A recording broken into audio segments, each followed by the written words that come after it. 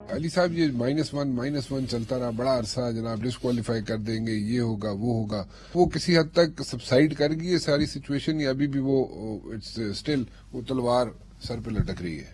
اچھا میں آتا ہوں، پر میں تھوڑا سا بصد احترام وکاس بھائی کے، دیکھیں لیڈر وہ ہوتا ہے جو ہوپ دیتا ہے، ٹھیک ہے جی، اور کریڈیبلٹی فیکٹر بہت زیادہ ہوتا ہے اس کے ساتھ اٹیچ، کہ مطلب آپ کو یاد ہوگا کہ ایون کیری لوگر بل کی ایک امینڈمنٹ آئی تھی اور آپ پہ سینکشنز بھی لگی تھی، اس میں $1 ارب انہوں نے کہا تھا کہ ہم آپ پہ اعتبار نہیں کرتے ہیں، ہم اپنی ایمبیسی کے تھرو، اپنی این جی اوز کے تھرو دیں گے، ریمبر؟ اور وہ کون سا سامان جو انہوں نے دینا تھا وہ بھی پتا، اور کن کے لیے دینا تھا وہ بھی آپ کو پتا. ٹھیک، کریڈیبلٹی فیکٹر تو ان کا کبھی رہا ہے ہی نہیں. اگر کریڈیبلٹی فیکٹر ہے تو وہ صرف خان صاحب کا ہی ہے. وہ 2 ٹیلی تھون کیے، 10 ارب لوگوں نے دے دیا. 10 ارب روپے آگے آپ کے پاس؟ ہاں اس میں کافی آگے 1.7 ماشاءاللہ. یہ جو امپورٹڈ گورنمنٹ ہے اس کی وجہ سے تھوڑا اسٹیٹ بینک کی کچھ ریگولیشنز اس کے بیچ میں آئی ہوئی ہیں، اس میں سے اراؤنڈ 3.7 پہلے والے میں سے آ گیا، سیکنڈ والے کے بھی نمبرز آ جائیں گے انشاءاللہ تعالیٰ. جو خان صاحب کے لیے یہ کوئی چیز میٹر نہیں کرتی، لوگوں کا ٹرسٹ ہے.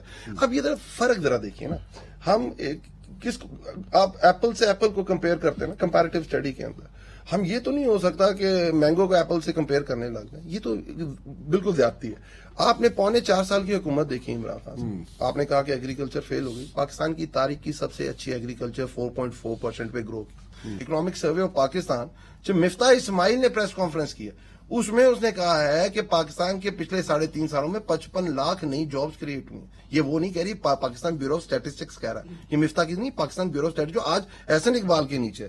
اس کے بعد وہ کہتے ہیں پاکستان کی تاریخ میں یہ کبھی نہیں ہوا کہ آپ کی حکومت آئی، دنیا کی سب سے بڑی وبا کورونا 2 سال رہی اور آپ تیسرے سال 5.5 پہ گرو کر رہے تھے، چوتھے سال آپ 6% پہ گرو کر رہے تھے. پاکستان کی لارج اسکیل مینوفیکچرنگ 11%، نئے کارخانے لگ رہے تھے، امپلائمنٹ ہو رہی تھی، اسمال میڈیم انٹرپرائز بڑھ رہی تھی.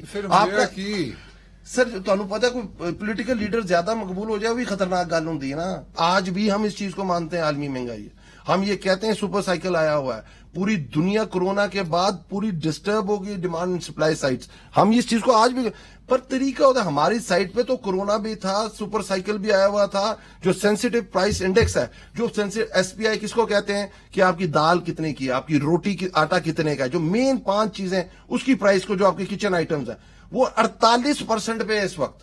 48 جو ہمارے ٹائم پہ 18% کے اوپر تھا اور ہم کنٹرول کر رہے تھے. تو ایسا 5 مہینے میں کیا ہوا؟ کیا نیا کورونا آیا؟ کیا نیا demand and supply sector disturb ہوا؟ کہ سپر سائیکل چینج ہو گیا؟ نہیں.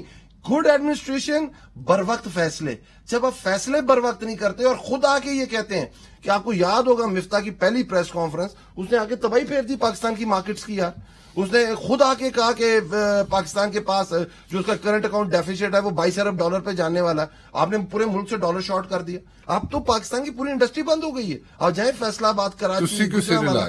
میں اس وقت سے سر لا رہا ہوں. میں 2-4 چیزیں جس سے میں اختلاف کرتا ہوں وہ ہونی چاہیے. دیکھیں ود آل ڈیو ریسپیکٹ، میں نے آلریڈی کہا کہ this country needs a popular leadership in crisis کے اندر.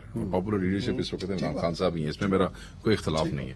بٹ اس کے باوجود میں جو ماضی کی غلطیاں وہ کسی بھی حوالے سے کم از کم میں اس سے ڈس ایگریمنٹ اپنا رکھوں گا. اور وہ کیا ہے؟ علی بردر انہوں نے بھی ذکر کیا ایگریکلچر میں ایسے ہوا. یہ بتانا بھول گئے کہ یوریا جو ہے وہ 2400 سے کتنے ہزار پہ پہنچ گیا. یہ بتانا بھول گئے کہ ڈی اے پی جو ہے وہ 3400 سے 10,000 کے اوپر پہنچ گئی.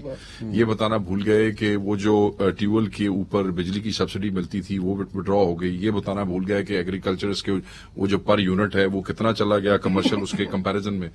obviously یہ چیزیں بڑھ گئیں. وہ اگر یہ نہ بڑھاتے تو وہ جو کھاد، پانی، بجلی جو ایک ذمہ دار کے لیے میں نے جو یہ ساری چیزوں کو سمجھا، میں نے آسانی سے اس لیے کیا تھا، میں نے کہا اس کا ٹرکل ڈاؤن افیکٹ کوئی نہیں تھا. ٹھیک، چیزیں ورس ہی ہو رہی تھیں اور اس میں بہتری نہیں تھی. اور اگر آپ اس وقت کے ٹی وی پروگرامز نکال کے دیکھیں تو ان کی پارٹی کے سینئر لیڈرز ہمارے ساتھ بیٹھ کے انہی پروگرامز میں کہتے رہے کہ بالکل ایسے ہی تھا. اور یہ چیزیں انہوں نے مانی ہے اور انہوں نے کہا ہے کہ دیکھیں اگر عدم اعتماد نہ ہوتا، اگر وہ خط خان صاحب نہ لاتے، نہ وہ نیریٹو جو بلڈ کیا انہوں نے وہ ایبسولوٹلی ناٹ والا اور غلامی والا، وہ نیریٹو اس وقت بچا گیا ہے. تو کائنڈلی لیٹس ناٹ پرفارمنس کی بات نہیں کریں اس وقت.